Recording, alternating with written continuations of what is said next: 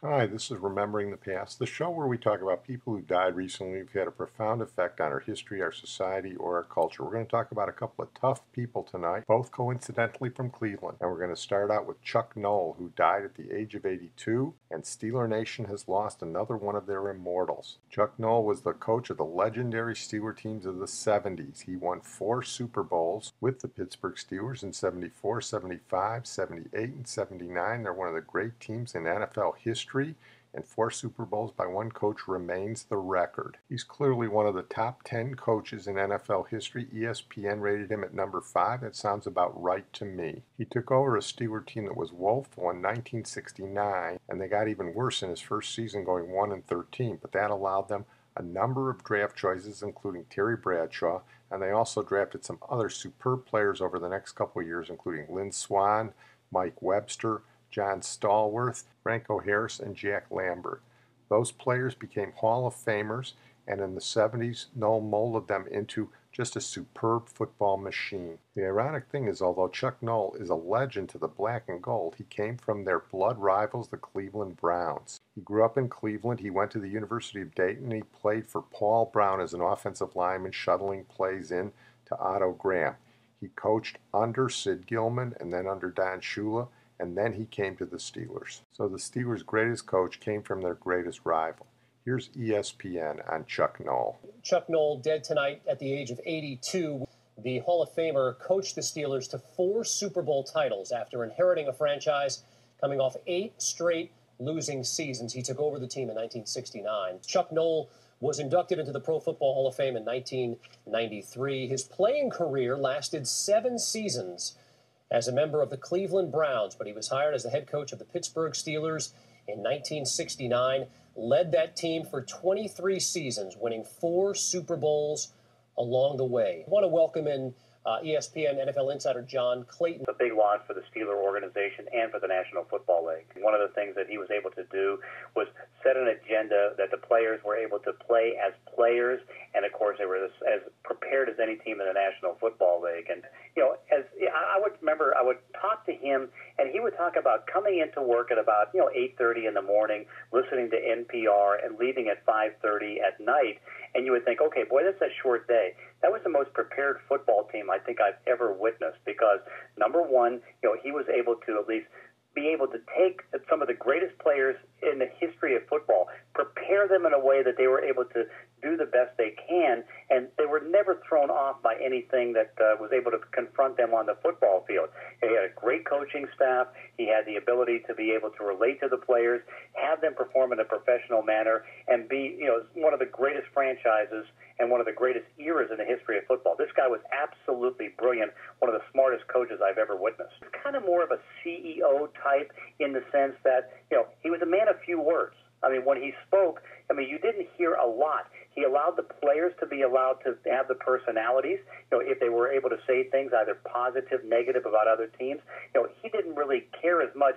If they got too far away, then he was able to control them. But the biggest thing that he was involved with was preparation. And his preparation for the players was just immaculate. And that you can talk about the immaculate reception. It was an immaculate coaching job, because this guy was just so brilliant in how he was able to take his team from Monday to Saturday to have them perform at the highest level on Sundays and get 4 Super Bowls. And so much of it was him, and also too his recognition of players he could find in the draft, whatever it was. This guy was absolutely as brilliant of a coach as I've ever witnessed. Coached the likes of Terry Bradshaw, Franco Harris, Jack Lambert, Mean Joe Green, along with many, many others. Was the head coach of one of the great dynasties in the history of professional sports, certainly the NFL. Let's hear from a couple of those players on Chuck Noll. Here's Mean Joe Green, the stalwart of the Steel Curtain defense. We talked about him when he lost his line mate, Elsie Greenwood, a couple of months ago in our podcast. I grew up for 13 years with Chuck Noll. He wanted perfection, and he strived for that. He kept his ego in check, and he had great control of it because it never showed. He wasn't looking for personal glory. What was important to him was that his teams played the way he envisioned them playing. He got immense pleasure out of watching his team perform on a high level of professionalism. Here's Jack Lambert, one of the greatest middle linebackers in professional football history, talking about Chuck Noll. For me, that was the ideal coach to play for, because I didn't need to cheer 3 times in the locker room at halftime. You know, we had a lot of people that were great players, but they were very individualistic. And Chuck somehow kept us all together on the same page. Here's Mike Tomlin, the current Steeler coach who's won a Super Bowl of his own with the Steelers. The positive culture that he created, the tangible evidence of why we work. I walk past it every day.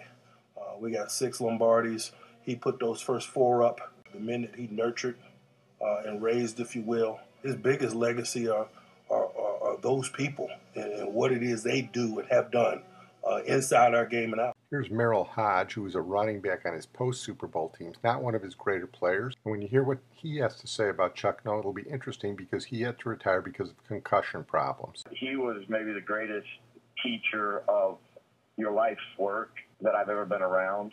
He did a great job of preparing men to not just be good football players, but to be accountable and responsible in your life's work and what you need to do once you are off of the football field and once you are done playing. I'm so blessed that I had an opportunity to be coached and taught by him. They are everlasting.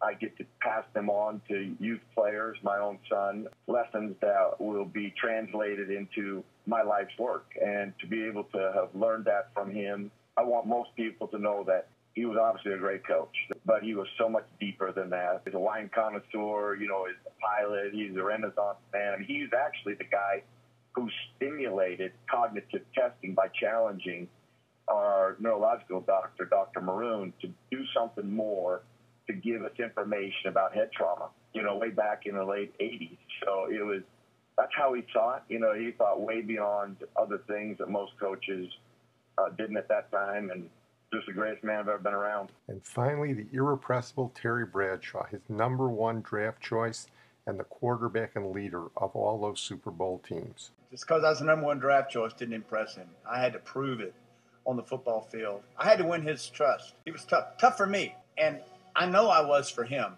Very intelligent man, very focused man, very organized man, and here I am. Yeah! You know he's just got to be going, I got to take this and do what? I'm glad he coached me the way he coached me, and I'm thankful that he made me tough. Am I better for it? Absolutely. Did we win? Absolutely. Were we successful? Absolutely. Terrible towel flies at half staff. We're going to close tonight with another tough person, Ruby Dee, who died recently at the age of 91. What a superb actress she was, and she was also a civil rights activist. Like Chuck Noll, she was born in Cleveland, and she got her big break in 1950 when she starred as Rachel Robinson opposite Jackie Robinson in the Jackie Robinson Story. She was in a great movie that year called No Way Out, where Richard Widmark plays a racist who confronts an idealistic black doctor, Sidney Poitier. It's a Joseph Mankiewicz picture. It's really good. Ruby Dee had a small role along with her husband, Ossie Davis, and they worked together for the rest of their lives. Her biggest role was in 1961 in Raisin in the Sun opposite Poitier, and she had a great turn in Do the Right Thing with Ossie Davis in that Spike Lee movie, and also later in life in American Gangster starring Denzel Washington. Here's a report on Ruby Dee. Ruby Dee's career spanned nearly 8 decades on the stage, television, and more than 50 movies, including A Raisin in the Sun with Sidney Poitier. Ruby Dee's most famous collaboration was with Ossie Davis. They were married for more than half a century and made 5 films together, including Do the Right Thing. Off-screen, Davis and Dee fought for civil rights and were Kennedy Center honorees. After Davis died in 2005, Dee kept acting, earning an Oscar nomination for American Gangster. She once told a reporter, "I really don't believe in retiring, as long as you can breathe." Okay, here she is in a couple of clips with her greatest co-stars. Here she is with Jackie Robinson, the Jackie Robinson Story. He was a better ball player than he was an actor. Are you nervous? A little, maybe. But I won't be when we get on the field. Another hour and it'll begin. Would you rather I didn't go? No, you might as well come to the game. I'm going to fall on my face. It might as well be in front of you, too. You won't fall down, darling. Here she is with Poitier in Raisin in the Sun. I listen to you every day, every morning, every night. You never say nothing new. So you'd rather be Mr. Arnold than be his chauffeur. So I'd rather be living in Buckingham Palace. Here's that great turn as mother's sister in Do the Right Thing with Ossie Davis. You are ugly enough. Don't stare at me. The evil eye doesn't work on me. Mother, sister, you've been talking about me for 18 years. What have I ever done to you? You're a drunk fool. Besides that. and with Denzel Washington in American Gangster. All right, I ain't gonna shoot no. I promise you, I ain't gonna shoot no. I never asked you where all this came from because I didn't want to hear you lie. I don't want you to worry about it. Now, come on, I got to go. Lie to me. Here's an extended clip on one of her last great stage performances, When I'm Gone, with Ossie Davis. When I'm gone, I mean when I'm really gone, I don't want you to listen to any talk about inevitabilities, God's grand design, and how wonderful is the change and challenge provided by that great opportunity called death. Turn a deaf ear to such sound advices. You've got to learn to let go. Get on now with your own show. Think renewal. Think release. Think gratitude to God. Think circles of eternity. Think peace. Turn a deaf ear to such sound advice, especially from the mouths of other women. I expect you to scream, cry, call back your love. Me, of course. Curse fate, claw death, rail and wail, fall out over the casket. Express remorse that you didn't do, care, give me more. Unworthy, that's the word. You are unworthy. And then beg God to bring me back and give you another chance. I tell you now, while we make merry, while I've still got left a few more breaths, I don't like neat deaths, polite acceptances, a dab and a tear, and a restrained sip of sherry. Go hit yourself in the head with a hammer. Blood streaming for all the world to see. Howling, why, Lord, why? Instead of her lying there, it should have been me. Suppose I die first. You wouldn't dare. Here's one of her final interviews where she talks about her legacy. Let me see, how do I want to be remembered? I think I'd like to be remembered. One of the ways I'd like to be remembered because I believe that human beings are like the members of a cosmic orchestra. Each of us has a vibration and a sound. Each of us is a different instrument. And what, as an actor, I'm supposed to do is to hear the sounds and the silences, find the rhythms of the people, hear what melody describes.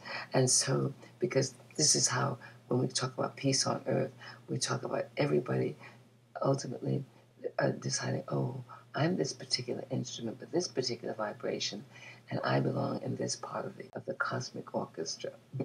And then we will have peace on earth. We will understand love and acceptance and all our little, done with all of our teeny toys and get on to the large assignment, and then and float on the clouds or something like that. We'll come to fulfill the large assignment, the divine mandate, I think is where we're headed.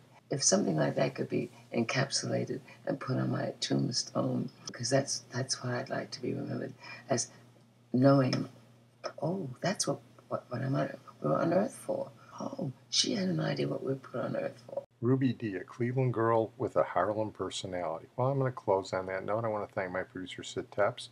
There's nothing else to close with except that classic from Ray Charles. We've done Ray Charles closing before with Georgia. Tonight we're going to do him closing with Ruby. They say, Ruby, you're like a dream, not always what you seem. And though my heart may break when I away, let it be so. I only know, Ruby, it's you.